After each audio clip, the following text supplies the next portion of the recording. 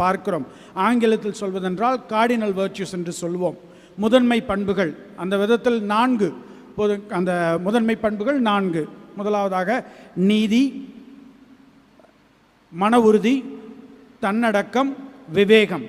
ஆங்கிலத்தில் சொல்வதென்றால் justice, fortitude, temperance and prudence அப்படின்னு சொல்லுவோம். இந்த 4ஐயும் நாம் எப்பொழுது வெற்றி கொண்டு இந்த 4 குணங்களையும் எப்பொழுது நம்மில் கொள்கிறோமோ அப்பொழுது நாம் இயல்பாகவே நல்ல மனிதராக மாறிவிடுகிறோம் என்று உலக பொது அறம் நமக்கு கற்பித்திருக்கின்றது.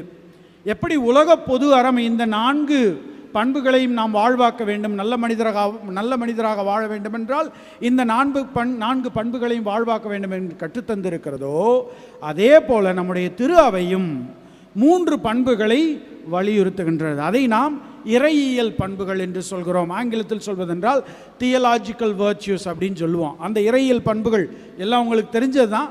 ஆனால் வார்த்தைகள் புதிது என்பதை நான் ஒத்துக்கொள்கிறேன். ஆனால் எல்லாம் உங்களுக்கு தெரிஞ்சது தான்.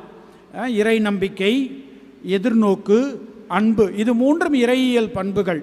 ஆங்கிலத்தில் சொல்வதென்றால் faith, hope, charity or love அப்படின்னு சொல்லலாம்.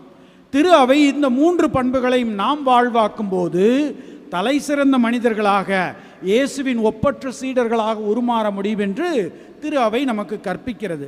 இப்போ இந்த உலக பொது